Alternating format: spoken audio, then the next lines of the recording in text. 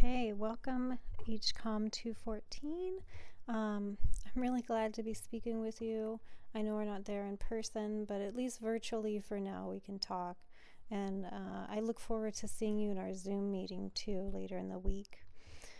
So it's kind of like really interesting timing that we were going to do a self-care inventory right now.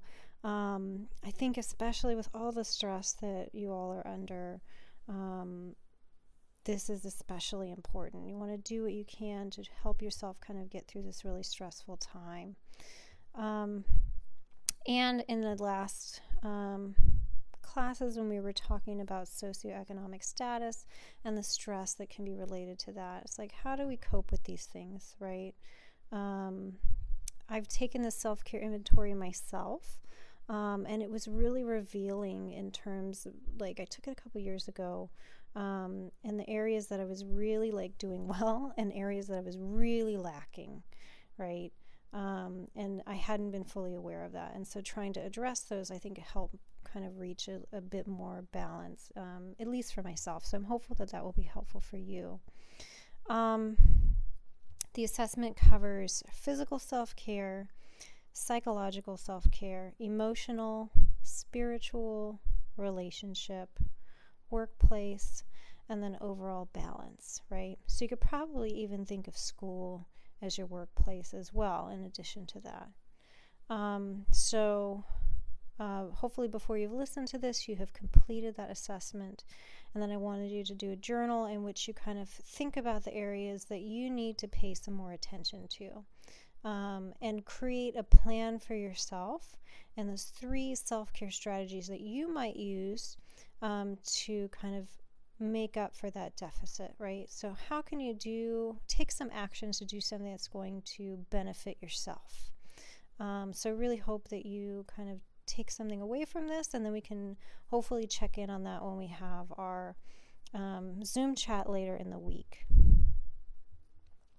All right. So now we're going to look at nonverbal communication, and I've added on iLearn a PowerPoint that I use for another class in which we talk about nonverbal communication in terms of interviewing, but it's going to reinforce a lot of the things that I mentioned here. And I'm going to post some basic notes for you on iLearn, because I know sometimes I'm nervous recording this. I may speak a little bit quickly. So that way you can follow along. And if you're listening to this on YouTube or watching it on YouTube, you can use the closed captioning to help kind of reinforce what I'm saying. Okay, so nonverbal communication, I think of kind of a definition of that is expressing ourselves not by what we say, but by what we do, right? Also, messages that are expressed by non-linguistic means, right? So not exactly by the word, but how it's said. So this can include, I'm going to list off several things here. I'll explain them as I list them.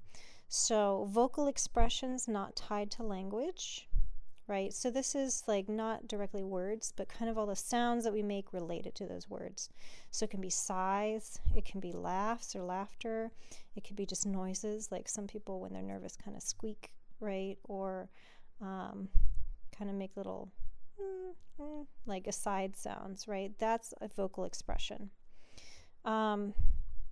Non-linguistic dimensions of the spoken word. So this is how we say what we're saying, right? So the volume at which we say it, some people will speak really loud, or when they get angry, they'll speak really loud, right? Or when they get angry, they may speak really softly, and you know that something's different. It could be the rate at which they speak, how fast they're speaking, and also the pitch, right? So kind of how are they delivering their words, how are they ending their sentences, up or down, right?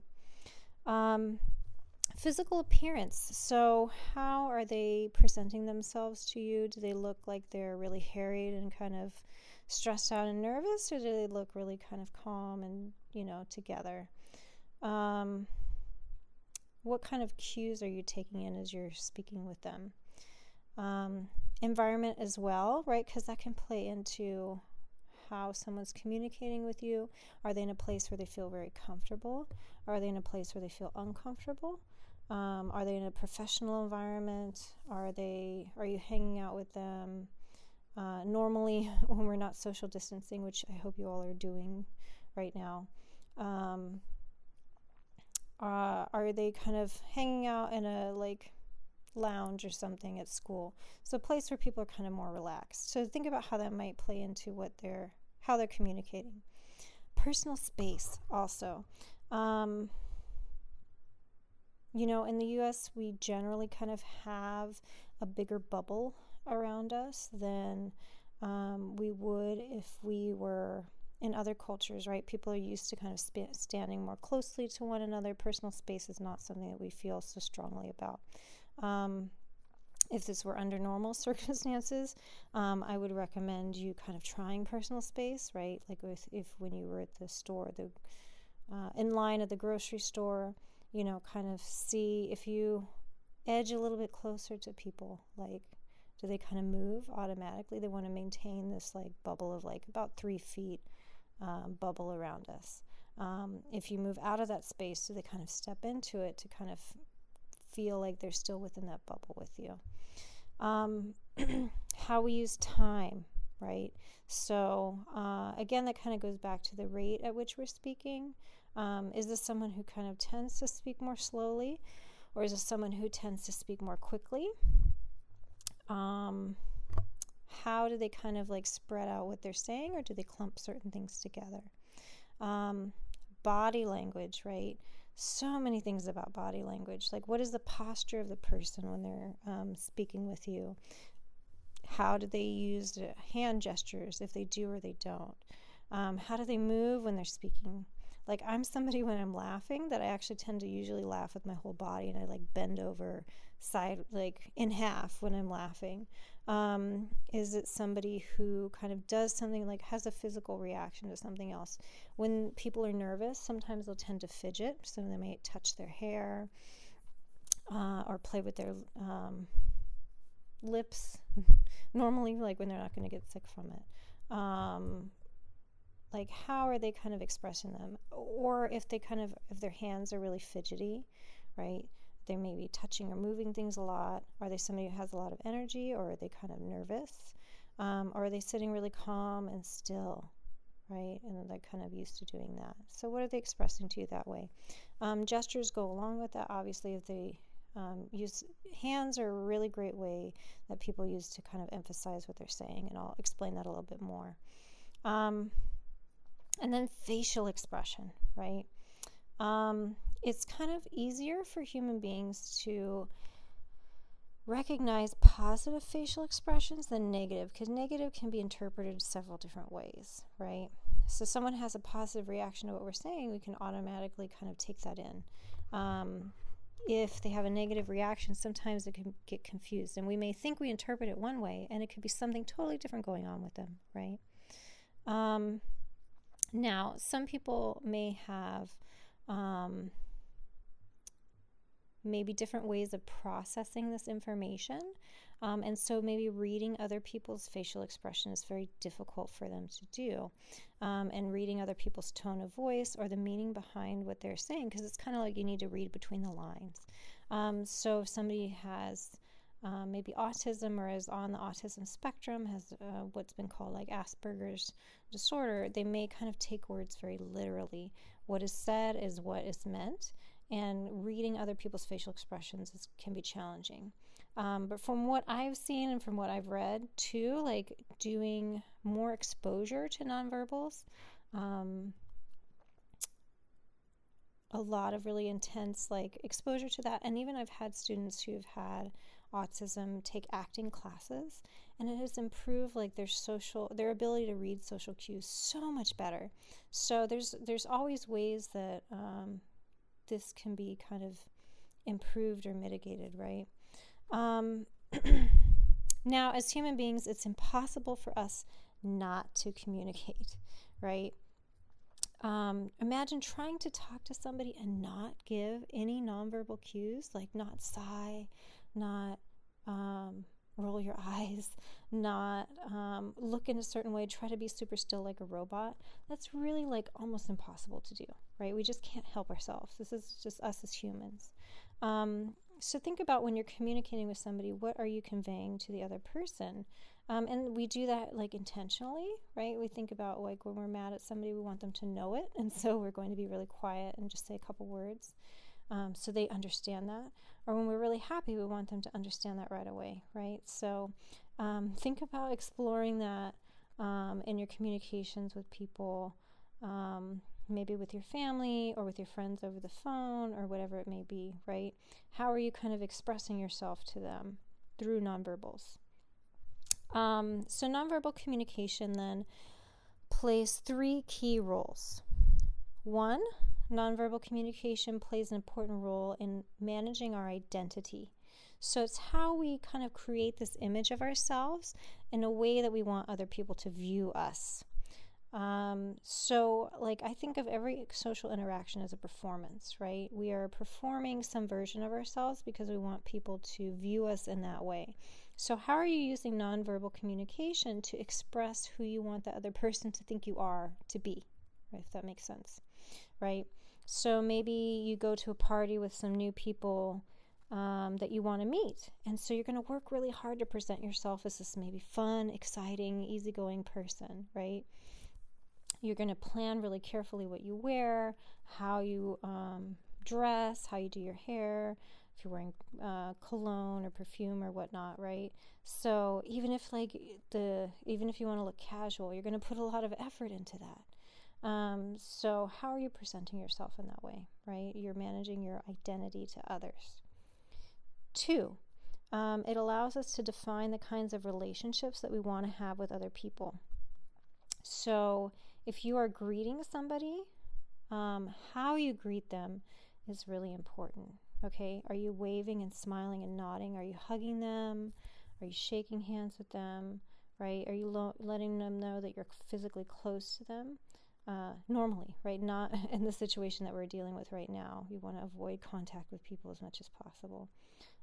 Or when you meet somebody, do you kind of stand off, right? Not kind of physically interact with them, kind of avoid contact with them. What are you telling them about how you want them to respect your space? And then I mentioned a bit, but like when we're upset with somebody, right? Normally we convey this non-verbally first before we tell them that we're upset. So maybe we may decrease the level of touching. We may decrease eye contact with them. We might look away. We may increase our physical distance or show different facial expressions or be kind of blank, right? So our different behavior communicates this. And third, importantly, nonverbals convey our emotions, right? So kind of related to that, how are we feeling? Can other people like read that? If we're feeling really happy or satisfied, we can kind of show that in how relaxed we are. If we're feeling anxious, we may reveal it in other ways too, maybe being kind of tense, okay? Now, so verbal and nonverbal communication are interconnected elements that exist within every act of communication that we engage in as human beings. So there's several like ways in which these kind of work hand in hand. And so nonverbal communication can serve as one, repeating, right?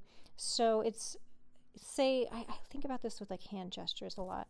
So repeating may, like if somebody asks you for directions, you may tell them verbally, you're going to turn right at the second stop sign, right? But even as I'm doing this and recording this to you guys, I'm using my hand to kind of like pantomime going down a road and turning at this certain intersection. So we usually use our hands to repeat the message that we're saying verbally. We do it non-verbally with hand gestures, okay?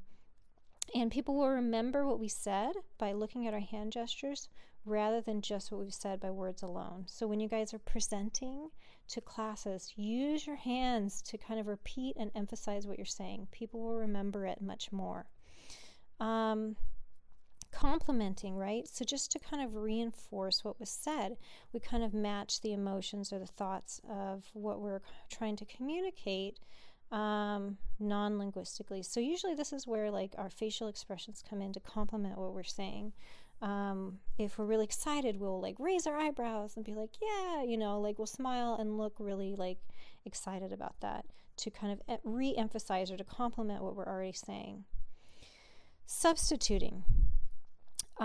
So sometimes we may use nonverbal expressions to kind of in place of a verbal expression if we don't want to express our feelings in words, right? So maybe somebody may ask how we're doing and we don't even want to say like, not good. So we'll just kind of shrug, right? So shrugging is your way of saying it without verbalizing it. Accenting is kind of similar to the others, but it's to add nonverbal emphasis using hand gestures like pointing or emphasizing certain words to go along with our voice. Regulating, right? Influencing the flow of communication. So I think in the video that I linked to for you guys, there's a clip about Bill Clinton when he was lying about Monica Lewinsky, right? And so he's trying to really regulate what he's saying and to be like, yes, I'm being very sincere. And he tries to keep his head like super still when he's doing that, and he's kind of looking in this wrong direction. But when people are trying to like kind of keep themselves still or trying to kind of keep their emotions in check, they may use regulating.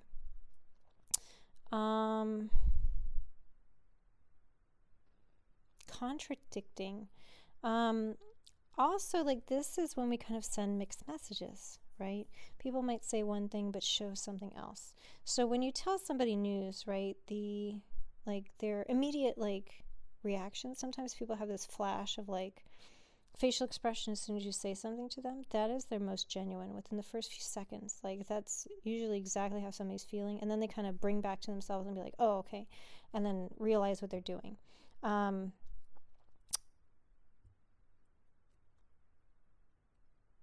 just lost my space of where I was at. Yeah, so then they may kind of be like, oh, yeah, it's totally okay. And as they're saying it's okay, they're shaking their head no. That's contradicting. Okay. Deceiving. So when somebody's trying to kind of play something off or lie to somebody else, we try to use nonverbals to kind of reinforce, oh, yeah, you should believe me, right? And it can actually be really hard, like, sometimes to know when somebody's not telling the truth. Because nonverbal communication can be at times ambiguous. What somebody may use in their nonverbal communication could be very different from what we use, either culturally or maybe the family that they grew up in was different from our family. Where we lived or grew up was different, right? So it can be kind of like confusing or ambiguous. Also, gender plays a role in this as well. So men and women have very different learned patterns about their nonverbal communication. Women are typically kind of more just socially attuned to decoding nonverbal communication, with making more direct eye contact, with we just talked about in class, talking like face to face with one another. So there's just something that kind of is practiced a lot more. Generally, men need more personal space. They may lean forward when they're speaking or stand at an angle to somebody else, and so that can kind of affect how they're also taking in nonverbal communication. And then culturally, too, nonverbal cues are different, right? So in my notes, I say that Americans usually conduct business at about 4 feet distance from one another, right? So that's even a little bit more space than I would say that you typically would have when you're not social distancing, standing in line somewhere. In Middle Eastern countries, that physical proximity is much closer. In Asian cultures, a lot of times close friends or like girlfriends like will hold hands with one another to show that they're close friends. Smiles and laughter, though, are interestingly very universal to humans. I'm going to try to add another link to you guys with a little video about like emotions and how those are expressed across cultures and where there's a lot of similarity. Okay, so there's a couple more things, and then I will wrap this up for you all. Body orientation. So the degree to which we face one another, either toward each other or away from one another, can give a lot of clues about who's being included and who's left out.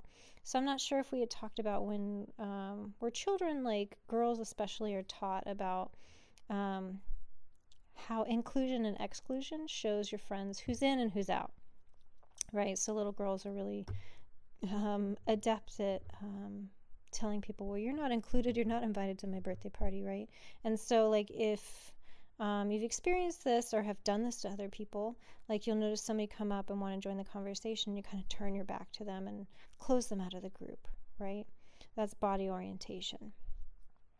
Or if you're talking to somebody you really don't want to talk to, you kind of face slightly away from them. In terms of posture, how does how you're sitting say about how you feel, right? Are you really relaxed? Are you kind of upright and tense? I think they did a study, I can't recall the study though, a long, long time ago, at like doctor's offices. They noticed the wear pattern on chairs, and they found that in the doctor's office, the edge of the seats were way more worn than the back because people were nervous. They were sitting upright and sitting literally on the edge of their seats. Okay. In terms of gestures, right? So this is the movement of the hands and arms, which kind of illustrates what we're saying. It accompanies our speech. It's an illustrator, right? It's illustrative of what we're saying. Emblems, right? So this is deliberate behaviors that have meaning that can stand on their own. So like hand signs, right? I'm sure in every culture we have ways of telling people that we're mad at them, you know, giving people peace sign, flipping them off. There's so many ways in every culture to tell people off with your hands. Okay, those would be like emblems. Adapters are unconscious body movements, and manipulators are where people may be kind of uncomfortable. And if you're somebody who notices when you're uncomfortable, maybe you hold your own hands, you put them in your pockets, you may like hold your arms, embrace your arms together. It's a way to kind of comfort ourselves. And then face and eyes, like I mentioned, that genuine facial expressions normally last no more than 5 seconds. Those are called micro expressions. Voice, we had kind of talked about it a bit before, so it's called paralanguage. Our tone, speed, pitch, volume, pauses, disfluences, which are filler words where we go or I'd say in American culture we use like a lot. So she was like this and they were like that and like, yeah, that's a filler word. Touch also, right? So what is the setting that we're in and what does the touch mean, right? So if somebody's upset or crying and we put a hand on their elbow or their shoulder, it's supportive, right? Okay, I think that's kind of where I'm at in terms of notes. So make sure that you go through the self-care assessment, do the reading, watch the video on nonverbal communication. And then when we have our class together, we'll kind of talk about a couple things, but we will also then discuss the reading and research about kids when they're not exposed to screens, which right now might be very challenging, but what can happen when we focus more on each other and less on technology. Okay, thank you.